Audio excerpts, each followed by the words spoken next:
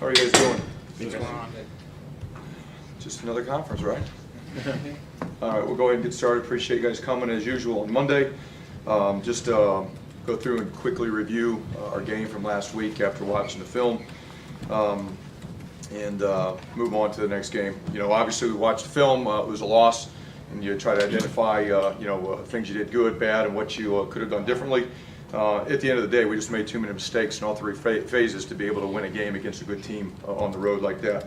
And when you win games and you can win them and make mistakes and learn from them, it's one thing. But when you play a really good team and you make the mistakes that we made, you don't have a chance to win. They get magnified, they get exploited, and good teams make you pay for mistakes that you make. And that's really what happened last Saturday. We played hard, we played physical. I thought the line of scrimmage, both lines, offensive line and defensive line, both played well. We ran the ball well, we stopped the run, applied pressure to the quarterback, we protected our quarterback well. Like I mentioned after the game, skill on skill, it was the difference in the game.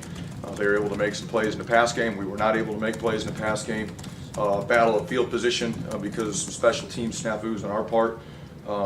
Obviously hurt our ability to make a difference in that game too. So those are the things that killed us. The other thing was just, like I mentioned after the game, situational football. We weren't good on third down, being able to move the sticks and get first downs and red zone. You know, we were 0 for 4 defensively in the red zone. They scored 4 touchdowns, and we were 0 for 3 in the red zone offensively with getting only 2 field goals. So battle of field position, situational football, and some of the mistakes that we made in all 3 phases led to the score that we had. But as I mentioned before, not down on our team at all. Very encouraged still by our football team, the way they work, the way they come together. We are a much more physical football team than we were a year ago. I know you guys are going to ask a lot of questions about offense and pass offense and all that stuff, and I'll go ahead and address it before we even get to that point. Last year in 2016, we had a lot of problems. We couldn't run the ball, we couldn't stop the run, we couldn't protect the quarterback, we couldn't throw it, we couldn't play special teams. You look at our football team now, I would say we've improved in a lot of those areas, but not all of them. It's tough to fix all the issues that we had in 1 year, and we're working on it. We're working on it every single day. We have conversation about it about our passing offense every single day.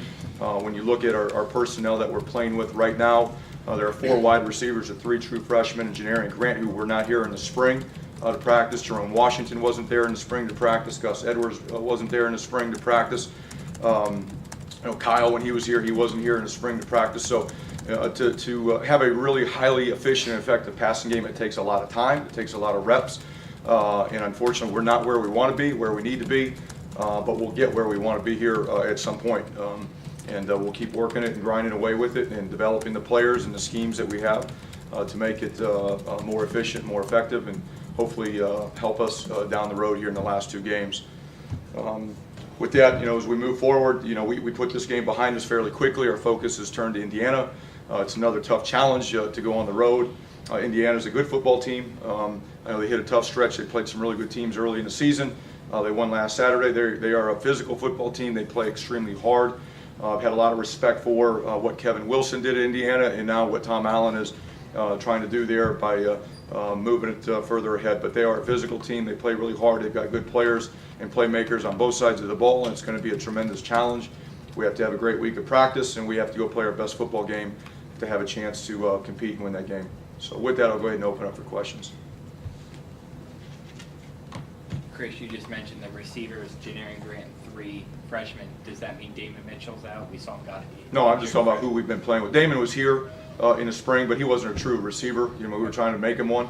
I'm talking about the guys that have been playing, okay. And I'm not talking about next Saturday. I'm talking about guys that have been playing. There are 4 wide receivers that we're playing with right now that were not even here in the spring. A lot of them didn't get many reps in training camp because they were still trying to figure out what they could do and how they were going to fit into our offense. It's not an excuse. It's not a blame game. It's reality. It is what it is. Like I said, it's not where we want to be at all. It's not where we should be, and it's not what we will be as we move forward at some point. So is there an update on Damon? No, I'm not talking about injuries. Yeah, okay. We got typical injury situation that we've had for the last few weeks. There are going to be guys that are day-to-day, and there will be some guys that are game-time decisions. It's late in the year. We've got bumps and bruises like everybody else. You know, I was loving coaches. Well, we got injuries. Well, everyone's getting injuries at this time of year. You got to deal with it. You got to manage it, and get guys through the week, and hopefully, you know, get some guys back by the time the foot hits the ball on Saturday.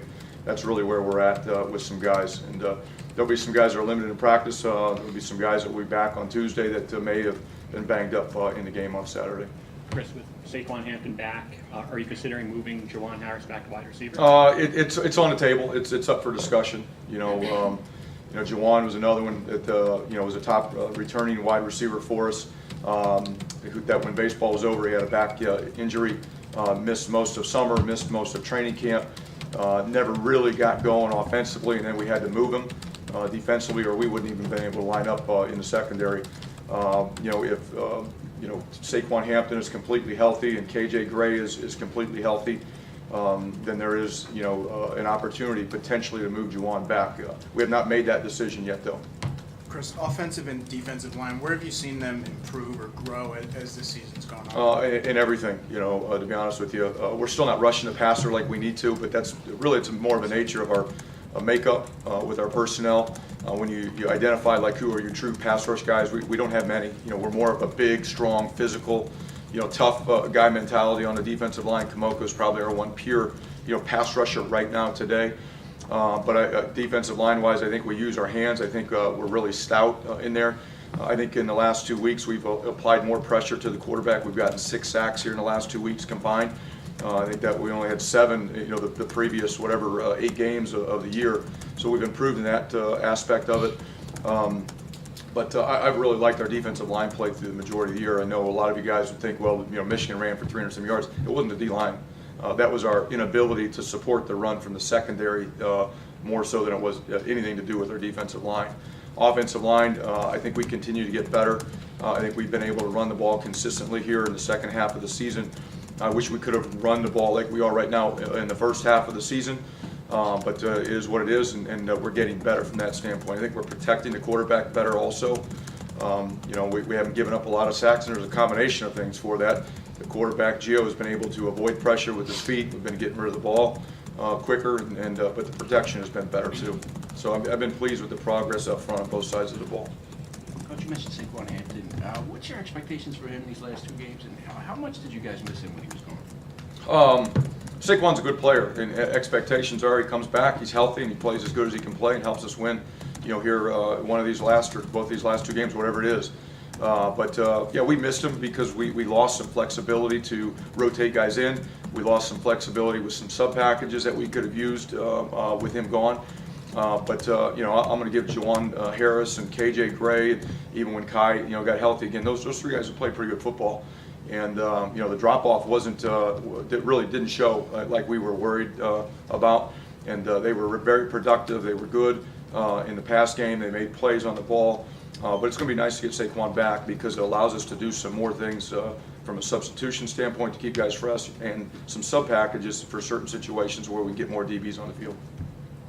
Chris, do you want or need to see Jonathan Lewis in an extended role to know what you have going forward next season? No, we need to do what we need to do to try to win. You know, these last couple games is it.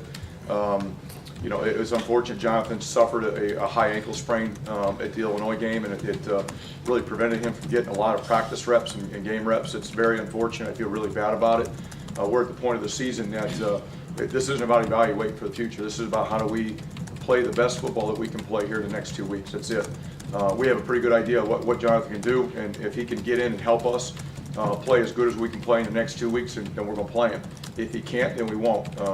It's not about building. You know, we build for the future every single day. We do developmental work with our young players every Tuesday, Wednesday, Thursday, and Sunday. I mean, it's nonstop. We have a pretty good feel for what our young guys can do, including Jonathan. And again, if he's in the plans to help us play as good as we can play and win, we'll play him. Chris, I know it's every coach's hope that like a rotation position like you have with Gus Edwards and Robert Martin will work out, but then, you know, egos come into play and NFL's, you know, aspirations and all. How have these 2 guys been able to handle that and, you know, figure it out without any kind of problems? Well, I think they both understand that as a running back in this league, you're going to take a pounding. And if you're a running back or on a team where the running back's going to run it 30 times, your shelf life's not going to be very long, you know, and your opportunities to be healthy, to maybe go on and have a chance to play at the next level might not be there because your body's going to take a beating. And I think they understand that if you're healthy, you're fresh, you're going to be a better running back in the moment. And if you're healthy and fresh, you're going to have a better opportunity down the road. So I think they both have embraced that. They understand it. They fed off of each other.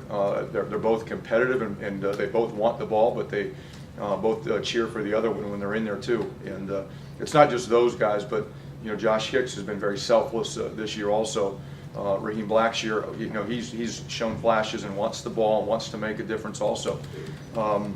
That's what you want in the room. But at the end of the day, they all are big picture guys, and they want to do what's best for the football team. And they also are thinking long term that this is what's best for them long term. Anytime you can rotate guys and keep them fresh and limit the pounding that they take. You're going to hate this question. Yeah. From a big picture standpoint, said yeah. Yeah, How important would making a bowl game be I'm in worried year about two Indiana. of your progression? Just year two of your I'm progression. worried about Indiana.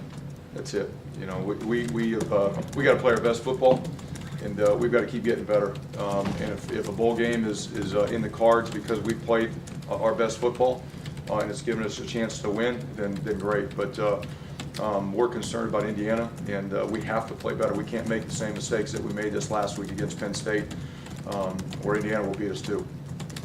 Chris, the defense has clearly improved from year one to year two. I'm just curious how close it is to playing, you know, the style of defense you would ideally like to play. We're closer. We're not where we want to be because we haven't been consistent you know, in games that we played the quote unquote best teams in our league. We have not performed the way we'd want. You know, we're not consistently being dominant and stopping the run. We're not getting after the quarterback enough. We are getting our hands on balls, you know, in the secondary for interceptions, but I want more. You know, there's a lot of things we need to do better, but I measure us based off our progress and our improvement, and I think our progress and improvement has been drastic from a year ago, and we need to continue that as we go forward, you know, the rest of the season, in the next season, and hereafter. But I think our players truly believe in what we're doing. They have a much better understanding of what we're doing. I think we've done an outstanding job of physically developing the players to get bigger and stronger. And we have to do that every year. And next year will be another set of challenges. But I think defensively, we're going to have a lot of players back next year. And I would hope that there's continued significant improvement defensively. One final question. Chris, the last month, did you feel like the team maybe rallied around the idea of maybe a lack of outside respect? And to that extent, you probably don't even know this, but you're an 11-point underdog against Indiana. Do you think they'll use that? No, we wouldn't talk about it. No, I mean, again, you guys, this last month has had nothing to do with us winning a few games. We've been fortunate enough to win 3 games, and it literally just comes down to us being more disciplined and us making more plays, and being good in situations. And when you win games, that's usually what it is. When you lose games, you look to those areas. Like I just mentioned last Saturday, you know, we weren't disciplined enough. We had a critical penalty on 3rd and 1 in the opening drive, killed the drive. We were bad in situational football, 3rd down and red zone. When you win games, you're probably pretty good in your penalties, the turnover battle, the field position battle, 3rd down, red zone. It has nothing to do with, you know, motivation over a point spread. You know, it's about playing your best and doing well in situations, and that's what our motivation is right now. Thanks. Thank